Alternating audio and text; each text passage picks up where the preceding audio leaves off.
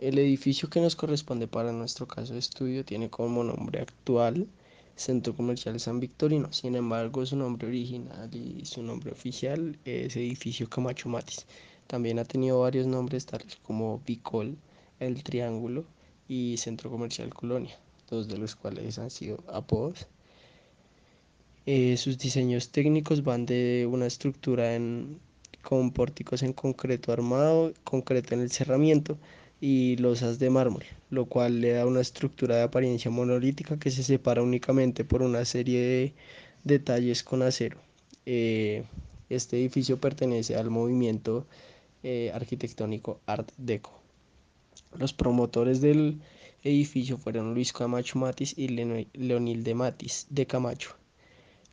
El arquitecto del mismo fue Herbert Roebuck, el cual es un alemán que inmigró a Colombia dada la crisis humanitaria que vivía su país y fue construido por Fred Tilley, el cual es famoso por otras edificaciones que se verán en apartados siguientes. El año de la construcción del edificio fue en 1939. La dirección del edificio es calle 12B, número 1020. Las partes y elementos principales están caracterizados por un sistema en concreto con terminados en pañete, acero y mármol, como se dijo anteriormente. Eh, la composición del edificio es en tripartito en alzado. En su construcción, originalmente el edificio estaba constituido por dos pisos comerciales en sus primeras plantas, luego un centro de apartamentos y una terraza parcialmente cubierta. El edificio tiene una altura hasta el momento de 8 pisos, el cual no resalta por su altura ni por su envergadura, pero por su diseño más que todo, ya que la estructura triangular es bastante interesante.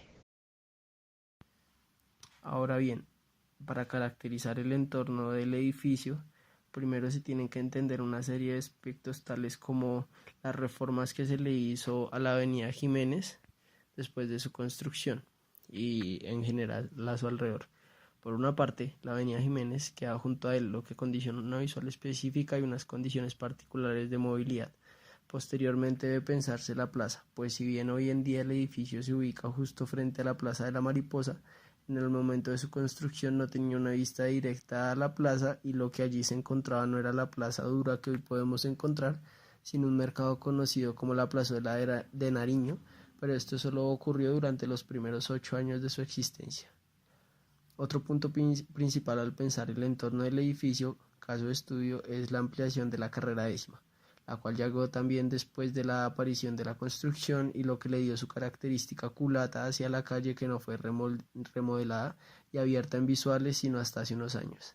Hasta entonces la pared fue cubierta por concreto y grafitis. Cabe destacar que alrededor del edificio se encuentran una gran cantidad de grafitis y de expresiones de arte urbana.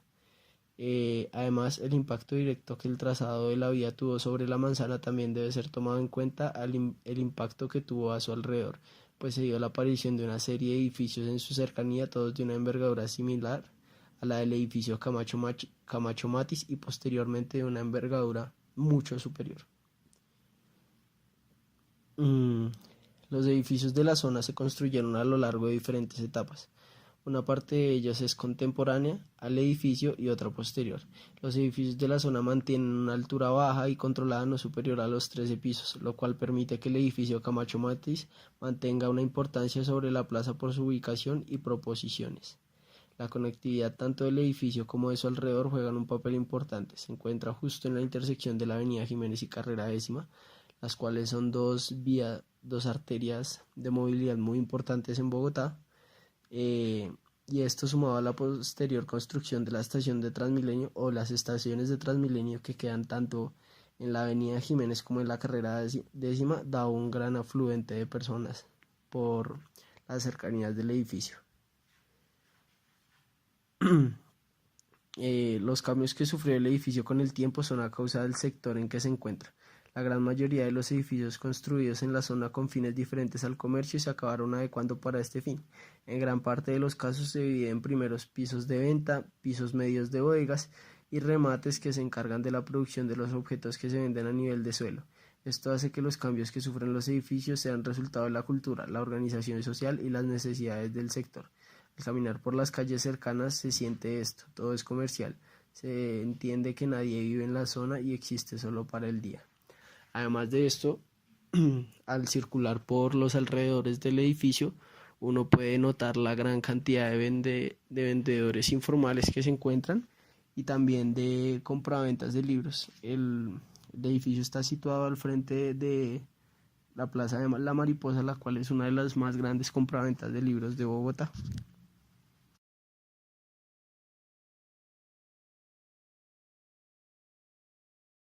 El edificio Camacho Matiz se enmarca bajo el contexto de la época moderna de Bogotá.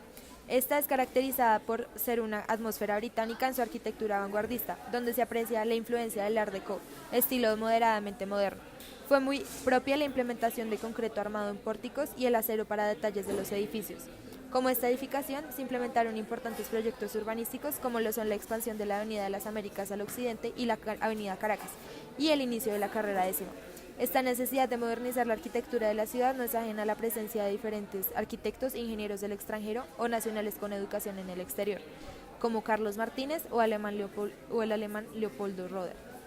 Ahora bien, es importante resaltar el círculo social por el que se estaba rodeado el exconcejal Camacho Matiz, ya que al pertenecer a la élite de Bogotá estaba dentro del grupo exclusivo de profesionales, intelectuales y empresarios que se encaminaban a introducir a la ciudad al nuevo mundo moderno e internacional.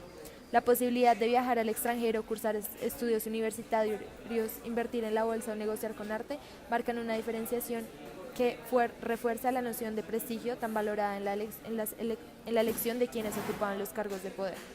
En esta época existió un auge económico gracias a la expansión de la demanda interna de bienes y servicios, creando un empuje industrial y convirtiendo a Colombia en uno de los países con mayor impulso económico de América Latina. Lo anterior fue consecuencia de la Bolsa de Bogotá, fundamental para promover la capitalización y la propagación de empresas privadas en el siglo XX. Más específicamente en Bogotá hubo un fortalecimiento de las actividades económicas. La capital se había convertido en un centro productor de flores exportadas a diferentes países, generando divisas y fuentes de trabajo.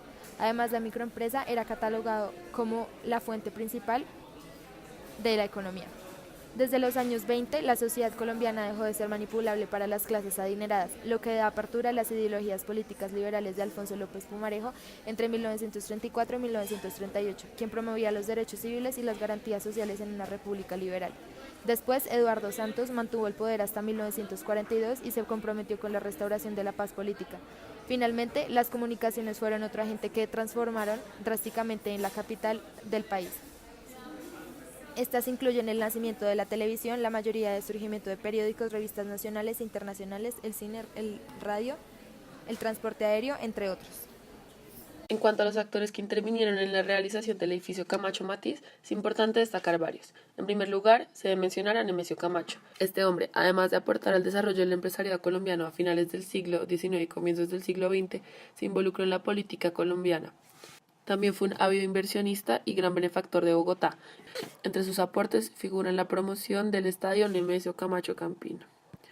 Con este contexto familiar mencionado anteriormente, Luis Camacho Matiz, su hijo único y heredero, también incursionó en la política y también aportó al desarrollo de la ciudad de Bogotá.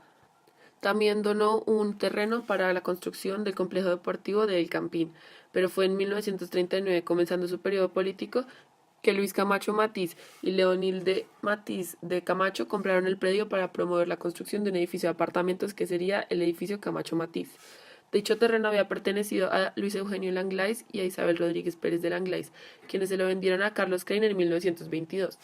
Este le vendió un pedazo del terreno al municipio para permitir la expansión de la avenida Jiménez. Luego, Camacho Matiz le compra el predio a Crane. En cuanto al diseño original del edificio, se le puede atribuir a Herbert Rauprich, arquitecto de origen alemán, quien inmigró a Colombia en 1936. 3 años después, en 1939, cuando estalló la Segunda Guerra Mundial, fue ingresado a un campo de concentración en Colombia, que tenía como prisioneros a los alemanes residentes del país. El arquitecto logra escapar y se esconde en Cúcuta, donde continúa explorando su profesión y diseña espacios entre los cuales figuran la sede del Club de Comercio, la sede de la DIAN y el Palacio Municipal. En 1945, con el fin de la guerra, Raupich sale de su escondite y continúa ejerciendo su profesión. En Bogotá es conocido por el diseño del Instituto La Salle con sus grandes ventanales. Finalmente, el edificio fue construido por Fred T. Ley, un constructor importante por su colaboración con William Van Allen en la construcción del famoso Chrysler Building en Nueva York. Fred T. Ley y compañía tomó la decisión de incursionar en el mercado latinoamericano y abrió divisiones en Perú, Chile y Colombia.